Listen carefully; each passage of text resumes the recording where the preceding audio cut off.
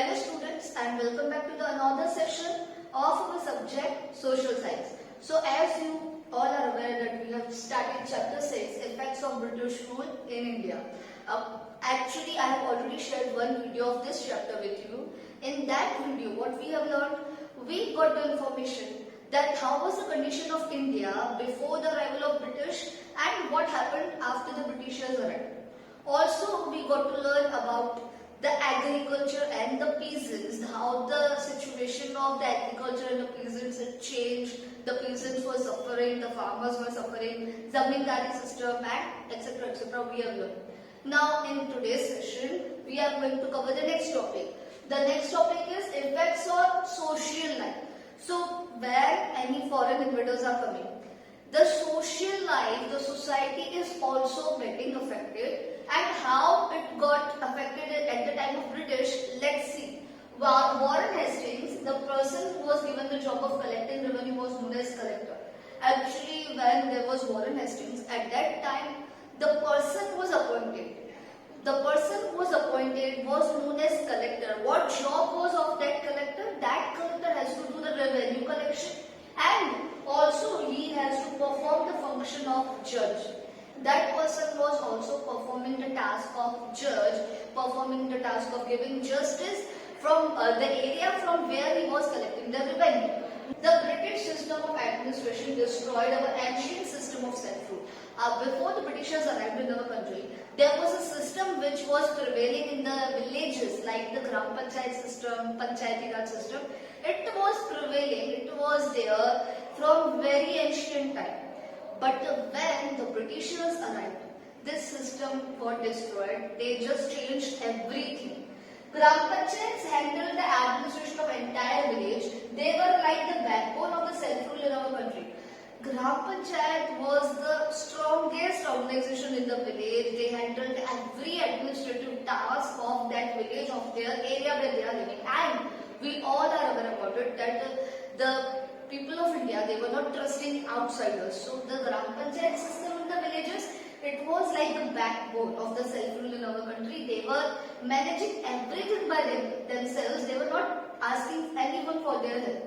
They were doing the organization and administration by themselves only. These institutions stood their ground even during the time of foreign invasions and Sultanate period. Now it was not the first time when any foreign invaders or outsiders from the foreign have invaded our country. Britishers were there after the Sultans and after the Mughals. But earlier also, when the foreign invaders came, they were not able to destroy the Gram Panchayat system. So the Britishers, but they have done that undone, and now they are going to destroy that Gram Panchayat system, destroy that self-rule governing system which our country was proud of, which was the backbone of the country. The Indian people were also having a fear that Britishers are going to convert the Indians into Christianity. Britishers are here because they want to destroy our Indian culture, destroy our Indian society, our traditions forever. Because of the new reforms which they were bringing, like they have brought railways, post and telegraph, English education. Now the Indian peoples were having this fear that might be one day will come that our Indian culture is lost forever. With this, what happened next? An order was passed in Agra that every Indian had to salute the British. Now when order was passed in Agra, this added fuel in it. It was the order like every Indian from now onwards had to salute the British. Whenever there is any Britisher in front of you, you have to salute. And if it is not done, if it was not done, it was considered a crime and that person was liable for punishment. Now if the Indian peoples are not doing this salute, then they can get the punishment for the same. As a result, there was a widespread sentiment of anger and hatred for the British among Indians.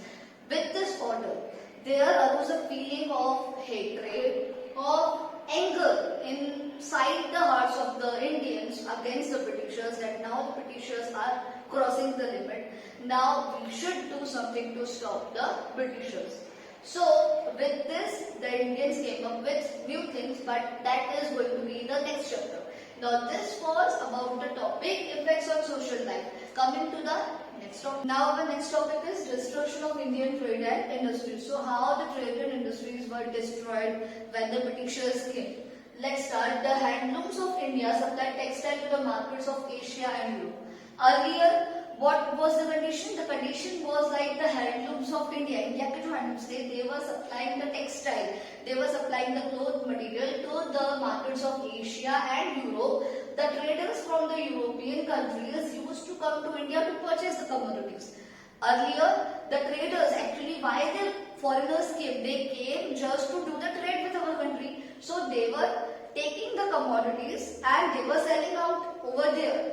They were purchasing the commodities from our country, India. The Indian made jute, silk, woolen and cotton textiles were in high demand in the European markets.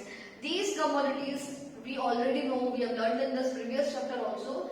The commodities of India, like the Indian made jute, silk, woolen and cotton textiles, these all things were in high demand in the European market. The soft and delicate muslin of Dhaka was world famous at that time.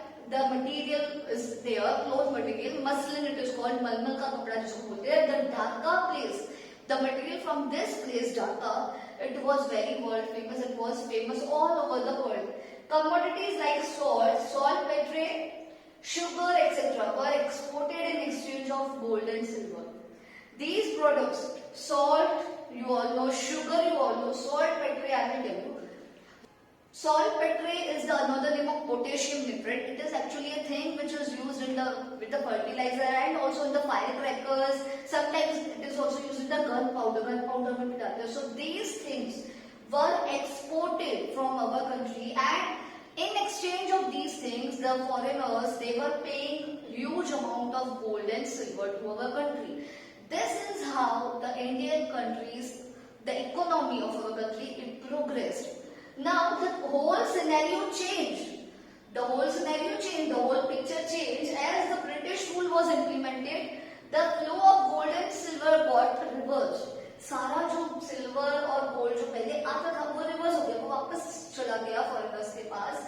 Britishers mainly they have taken.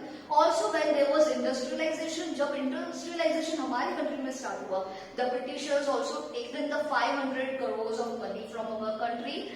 With the help of raw material produced in India and the money collected from India, two things are there. With the help of the raw material which was produced in our country and the money which was collected from our country, the industries and the business in the England country, it prospered. वो आगे बढ़े थे, it was developing. The cloth manufactured in England was imported in India without levying any duty on it, whereas there were taxes up to 80% on the cloth manufactured in India.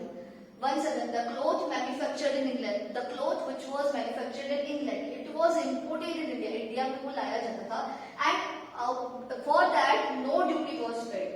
But if there is any Indian cloth which is manufactured here, they were taking the tax of 80%, up to 80% उस पे tax लग जाता था. So with this, what happened afterwards? Let's see. So what happened next? As a result, textile made in India became costlier in the Indian market.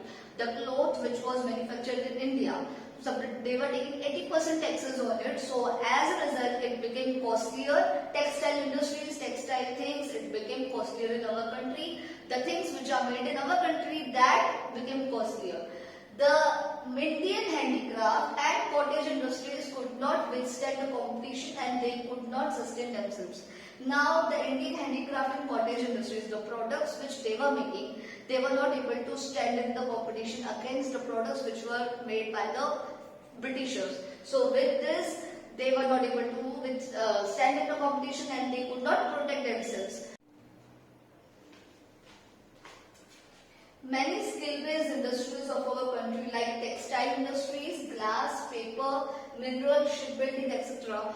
got ruined due to the policies of the British. Because of the Britishers' policy, many industries they got ruined. They have to stop their work because they were not able to, stand in the competition and they were not able to follow the policies which Britishers were telling them to follow. Lacks of skilled workers became unemployed. So as the industries will get ruined, they will get closed. The workers which are working in it, they will become jobless. They will become unemployed. So As a result, the unemployment arose.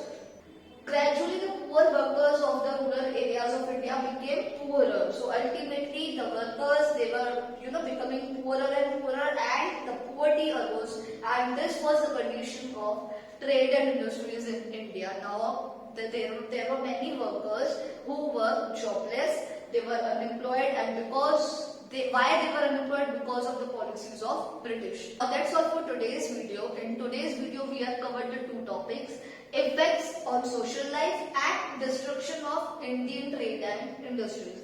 I hope all the topics are clear. Go through the textbook. I will meet you with the new topics in the new session. Till then, keep learning. Thank you. Have a nice day.